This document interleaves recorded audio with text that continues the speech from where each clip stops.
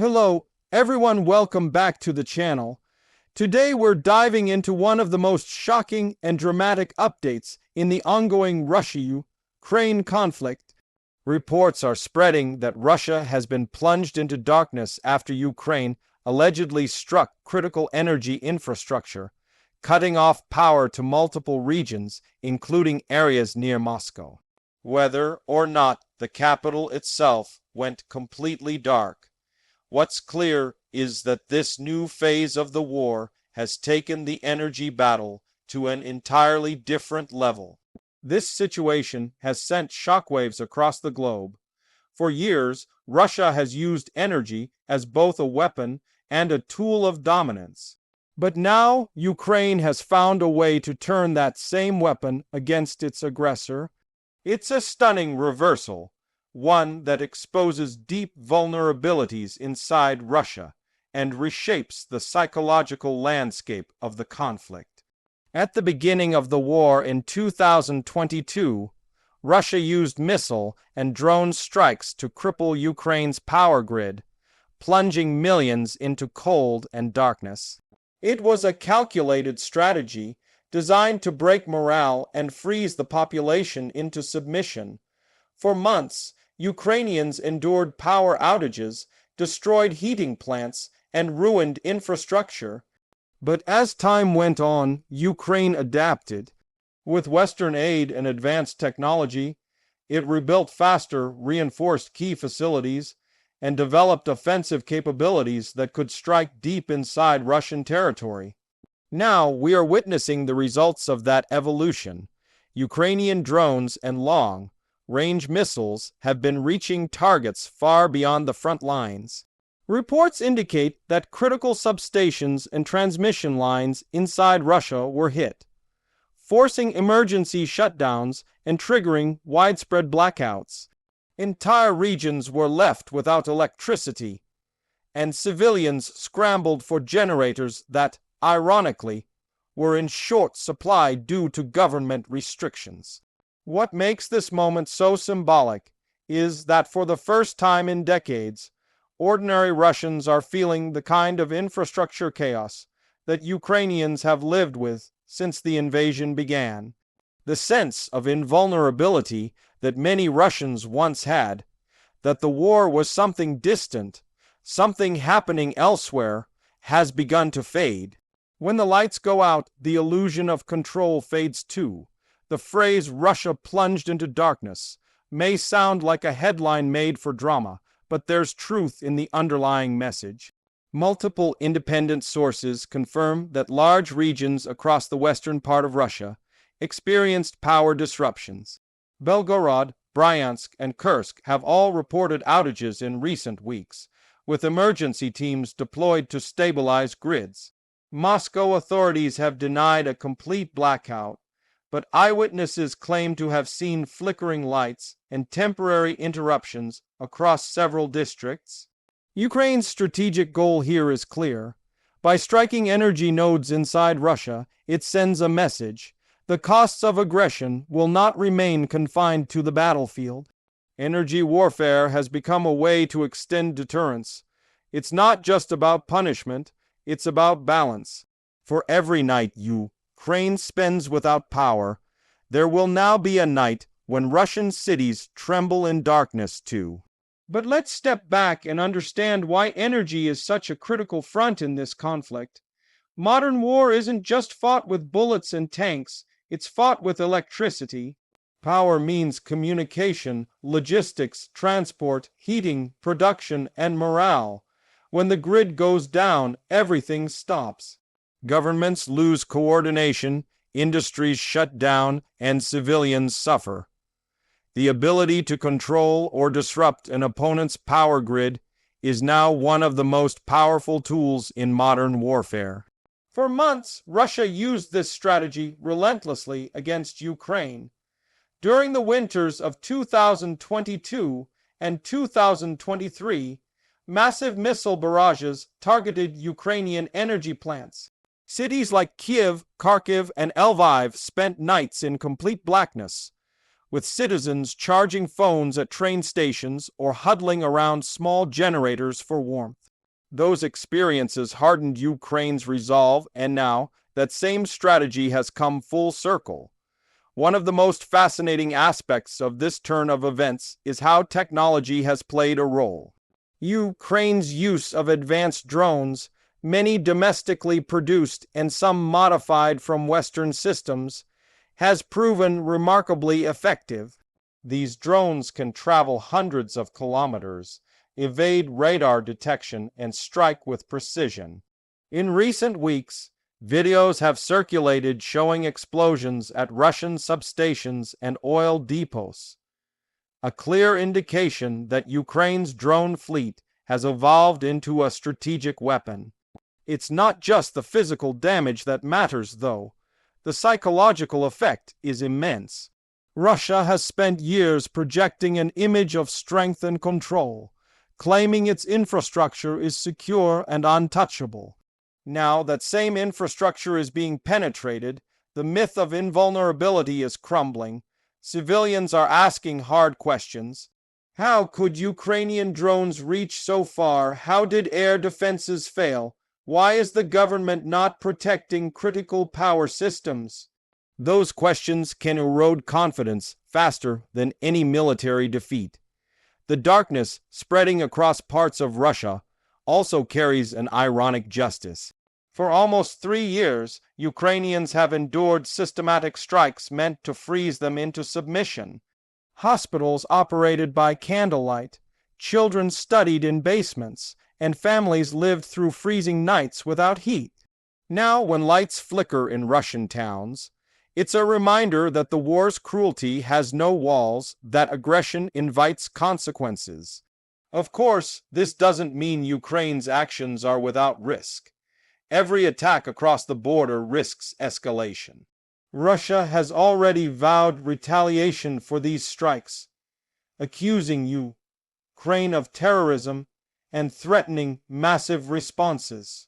That kind of rhetoric could mean more missile barrages, more blackouts, and more civilian suffering on both sides.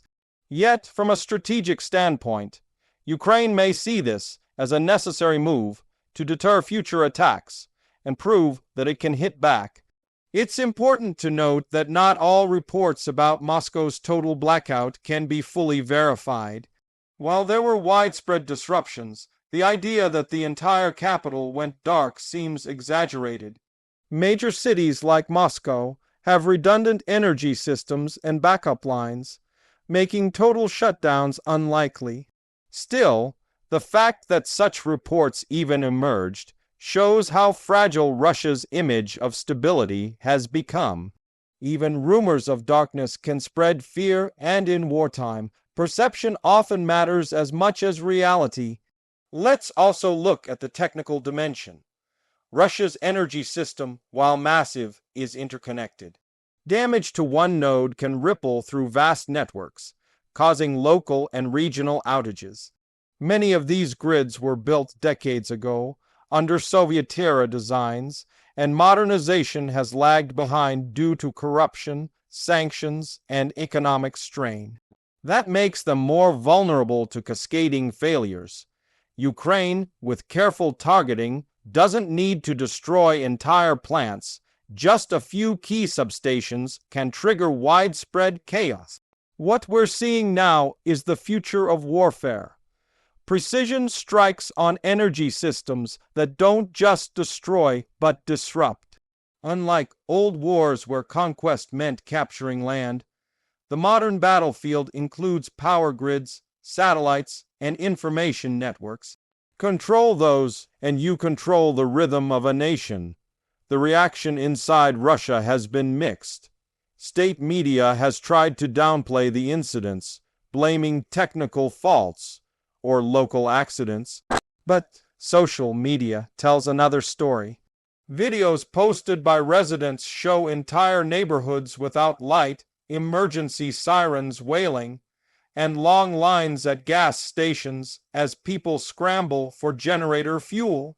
Some cities have imposed restrictions on civilian generator use, reserving fuel for hospitals and government buildings.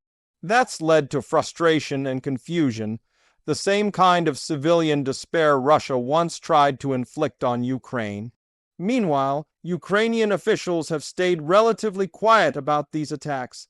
They often avoid directly claiming responsibility, following a policy of strategic ambiguity. This approach keeps Russia guessing, while maintaining diplomatic cover with Western allies who might worry about escalation.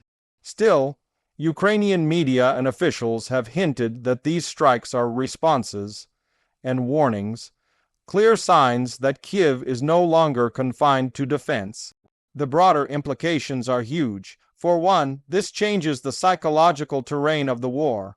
Russian citizens who once watched the war from a distance are now experiencing its ripples firsthand. Blackouts, sirens, and uncertainty are no longer just Ukrainian realities. They're Russian ones too.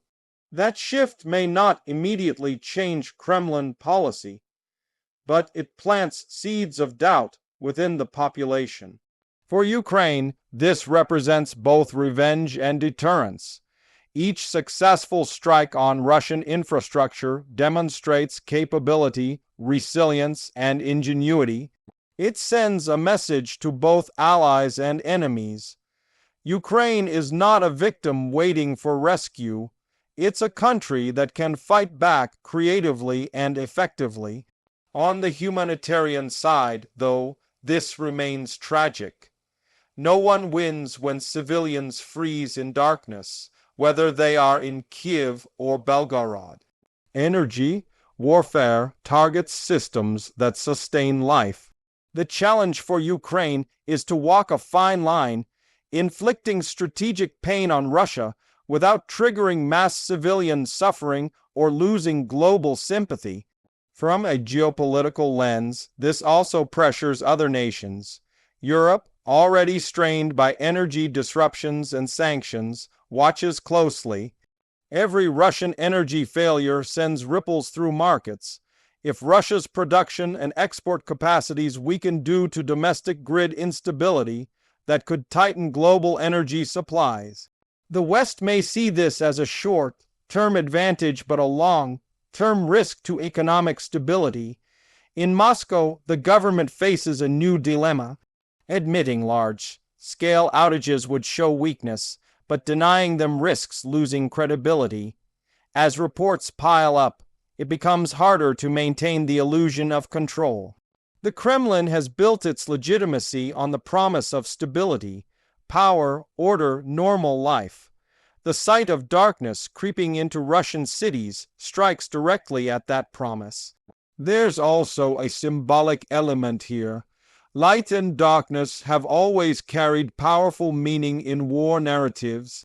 For Ukrainians, light represents hope, survival, and identity. For Russia, darkness now symbolizes the consequences of aggression. When cities once thought untouchable go dim, it feels like a crack in the empire's armor, a reminder that no one is beyond reach. Looking ahead, it's almost certain that this energy war will intensify. As winter approaches, both sides will try to use electricity as leverage. Russia will continue missile strikes to freeze Ukraine, and Ukraine will likely continue hitting key Russian targets to undermine morale. Each blackout will carry both physical and psychological weight. This also forces global actors to rethink how they view modern warfare. Energy infrastructure is not just a civilian asset, it's a strategic weapon. Countries across the world are now studying this conflict for lessons on grid security, resilience, and the balance between defense and offense. This story of Russia being plunged into darkness is more than just a headline. It's a turning point in how wars are fought and how power, both literal and political, is distributed. It marks a moment when Ukraine showed that it could reach the heart of its aggressor, not just in battlefields, but in the everyday lives of its people. Even if the reports of total darkness in Moscow are exaggerated, the symbolism is undeniable. For the first time, Russians are feeling the war's shadow within their own homes. And that shift, psychological, emotional, and strategic, could reshape how this conflict unfolds in the months to come. As we continue to watch events develop, one thing is clear. The energy war between Russia and Ukraine is far from over. Each side is preparing for a winter defined not just by temperature, but by electricity, endurance, and resolve. Thank you for watching. If you found this analysis insightful, make sure to like, share, and subscribe so you don't miss our upcoming breakdowns. Stay safe, stay informed, and I'll see you in the next video.